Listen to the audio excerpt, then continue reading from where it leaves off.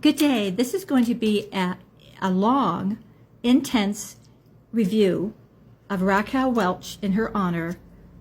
Her scene stealer is the style. Golden russet is the color.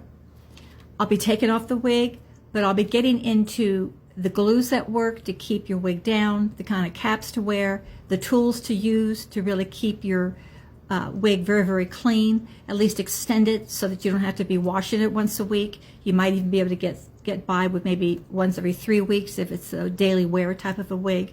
And also, this particular focus is directed specifically to baby boomers, to the older generation of women that have been hesitant about jumping into this wigs at our age. And so I really kind of wanted to spend a little time with you and sharing with that.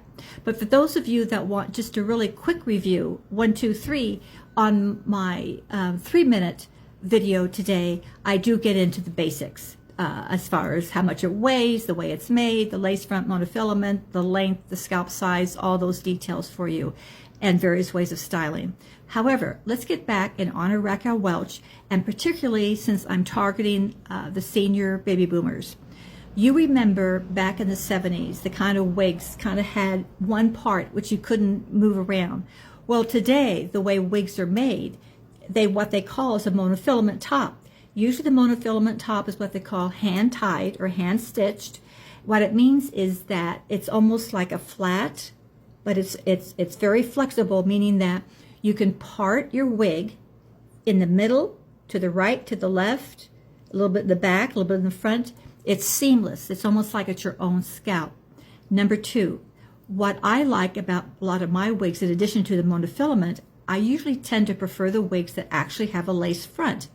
Let me explain what a lace front is. You can see here, I'll lift up. Do you see that? Kind of a seamless right there by my forehead, and then it goes down. And this particular wig has a very beautiful lace front in that it goes usually the lace fronts are just here up at the very top. This goes all the way down, connects all the way down to my temple. What that means to me is that I could be wearing it really pulled back, and I would still have that lace front with the seamless look of the filaments growing right out of my scalp. So it makes it a lot more natural and things too. So that's what lace front is. But let me give you a little more in detail about lace fronts. There are some wig companies that make lace fronts that the lace is very, very long, and you purposely want it that way. For some women do. Why? Because they prefer to actually cut the lace that really goes around their forehead. And I think that this probably, I am not a beauty salon person, but I think that if you felt that you preferred that, I would be sure to find a hairstylist or someone that's very used to doing that, to custom cut the lace front for your forehead, if that's your choice. However, for me, it just seems I'm just happy with however the wigs are made, the average size. It just kind of really works for me. Also, remember that should you have a petite scalp or you need a different kind of a lace front to cut, you try the wigs, they just don't quite fit you right, you may actually have to have them customize your wig, and that's perfectly fine. All wig companies can do that for you. However, do check to see, generally the policy to return a wig once it's customized is I don't think you can do that. But again, there could be some flexibility, so do check with that manufacturer. So the lace front, the monofilament, and this particular wig, you see how straight it is.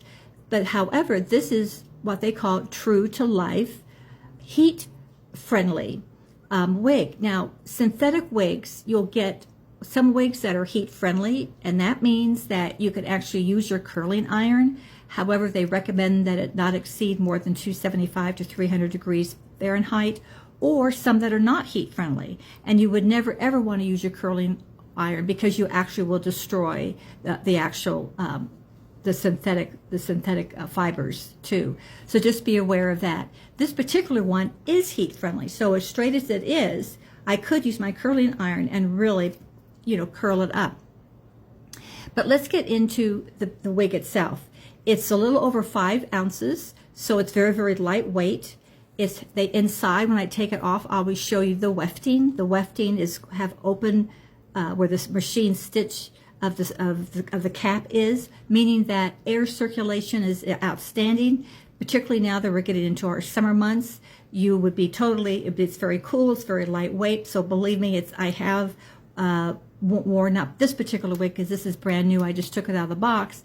But I have worn longer wigs that have that open wefting, which is really quite good to have. But one little sidekick I want to say is my experience, however, with wigs in general, is when I pay a little bit more and have what they call the wefting is really hand tied, so it's all together. There's no open spaces.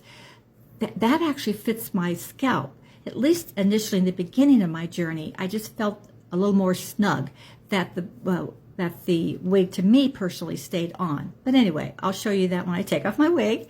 And then real quick, I wanted to go into some things, particularly with the lace front. If it's starting to lift a little bit, there's the go-to It Stays body glue, which is seamless. It's so easy to use. They do have tape that you can use, but I find this little ball, I go 1, 2, 3, and then I just take it up and mat down the little bit of the lace front that might be just lifting just a hair. So that makes it all looks very, very natural.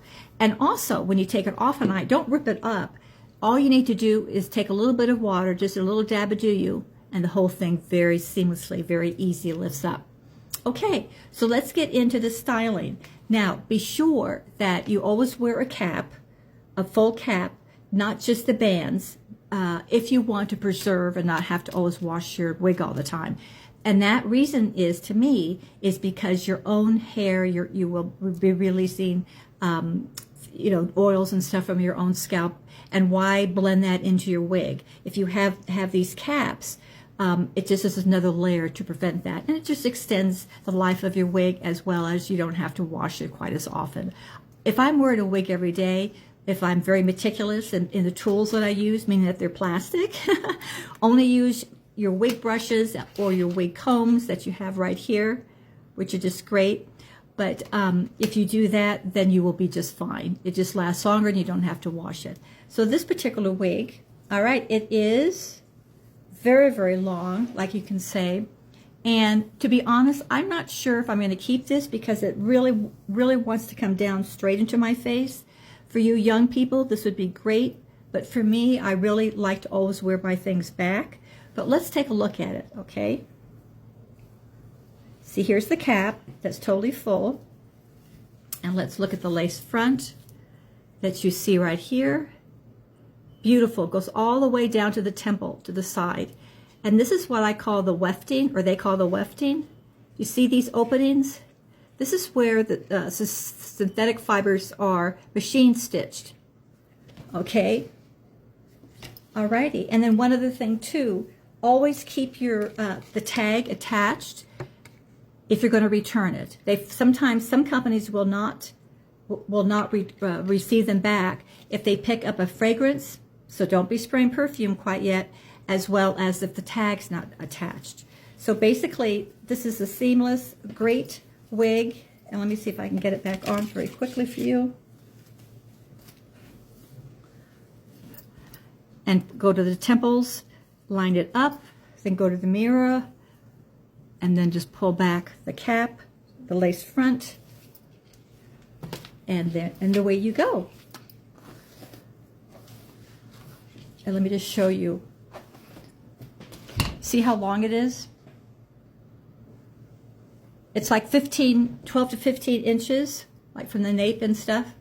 And also for me, and real quickly, there's lots of ways of wearing it. And I always like to wear it in a scrunchie, because it gets it off my face. The tag and all. Anyway, have a great day.